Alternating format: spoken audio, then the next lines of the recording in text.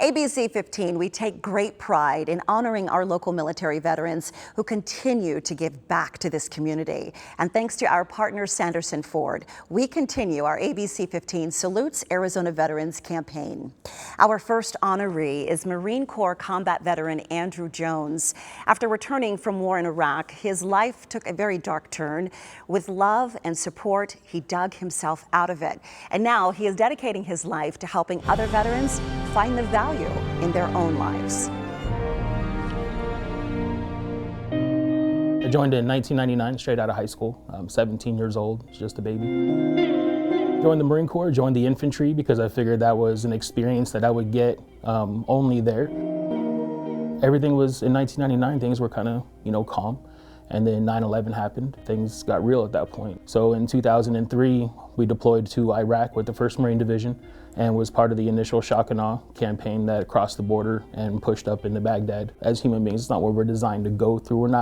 We're not made to see that kind of death and destruction, and not just see it, but to be a part of it. Every single experience, every traumatic event, every near death, every loss of a friend or anybody, it's file it away and move on. For me, it wasn't until I returned home and thought that, okay, I'm home, I'm safe, I'm in my bed, I can relax. And that first night was when I woke up screaming. So that ended up going down a road of alcohol and then drugs, being homeless. And when somebody would say, thank you for your service, it wasn't, oh, hey, I appreciate that. It was, what are you thanking me for? You don't know me. You don't know what I've been through. You're thanking me for something that I'm not even happy that I did. So I don't need your thanks. I don't need your gratitude. And I just kept thinking, I'm broken, like something's wrong with me and I don't know what to do about it. For me, one of the major moments of my life was back in 2007. My oldest son was a year and a half. And I felt like I was just a burden in his life and everyone's life, my family, like I was just done. And so I went into a closet, I grabbed a pistol and I sat down in my closet, put the gun to my head and went to pull back on the trigger. And in that moment, my son, who was in the room next to me, let out the loudest scream that I ever heard him scream before. And still to this day, I will never know what caused that, but it stopped me in that moment and allowed me to at least realize that I'm not the father who he needs right now, and I'm not the right example for him right now. But if I pull this trigger, then I kill all potential of ever becoming what he needs. Even though in that moment my suicide was prevented and I realized I have to move forward and I have to do something, it was still another 5 years, of alcohol, of drugs, of just bad choices. I always saw myself as a monster, as somebody who was a loose cannon, as somebody who destroyed everything that I did, like as a loser, a failure, a bad father. That's what I saw. And when I started grasping an understanding of, well, God says you're strong, God says you're mighty, God says you're a champion, God says these things about you, and like, okay, maybe I should listen to that. Maybe I should start trying to believe that. That's what it was that really flipped things around and started pushing me in the right direction to help people. I know what to do with a physical enemy. If I take those same tactics and apply them to this emotional enemy, then I can find success. And so there's always something you can take from the military, from that training, and apply it to our life now. It's not about getting people to stop dying, it's about getting them to start living again. And that's that's our vision, with Operation Shockwave, is to give that message to the community, to sit down with veterans who are struggling and just get them sold on that idea. Like, you have something to offer, you are valuable. And we are so honored to have Andrew Jones joining us. A very emotional moment as you watch that piece. Thank you so much for being here. I know this is tough for you, and I wanted to share more about your nonprofit, Operation Shockwave.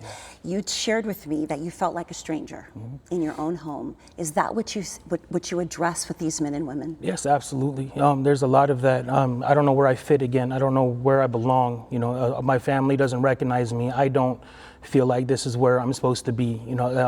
A lot of us feel like, a part of us is still left overseas, and that's where we almost felt comfortable. Like, that's where we were around, you know, there was a lot going on. There was people that were next to me, beside me, that I loved and cared about, and there was purpose. There was something I was doing. There was something that called me, and now I'm home, and it's trying to figure out, how do I fit here again? I can't figure it out, and so he's trying to help them through that. So how do you pour that into them?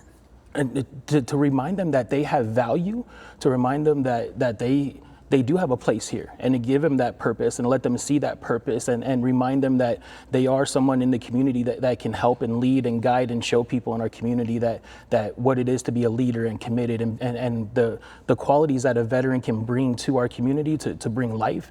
We try to guide them in that, and remind them, you have this ability to lead our community and to be an example of awesomeness. And you are truly an example of an awesome man. Your sons are with you. I know that this was tough for them, and we're so happy to have them here. This is a family affair, because you want to help more than just veterans. Absolutely. So veterans, veteran family members, and then just overall community. It's that bridging that gap between veterans and the community is so important. I know that when I came back, I struggled a lot with some bitterness to society. Sure. You know, like I was saying in that interview, people said thank you for your service, and it hurt. It made me upset. And if we can bridge that gap and show our community that the veterans are here to continue to serve, and the community is here to continue to support us, and we can come together and do this. We want to help everywhere, in the schools, the jails, the homeless, everywhere. And how can we help you? By continuing to spread this message of positivity. Anytime that you hear me or anyone from Operation Shockwave speak about this message of life, be that shockwave when we impact you, that you spread that you let it go, and you tell other people, no matter what you've been through, no matter what you've gone through, you have value, and you can be a leader out in this community. You are so amazing. Thank you so much for all that you do for this community, for your service. On behalf of Sanderson Ford, we would like to present you with this $500 gift card. Thank you. Thank you so much for continuing to spread that shockwave in our community. You're a great man. And we have more information about Operation Shockwave on our website, sonoranliving.com. Thank you so much.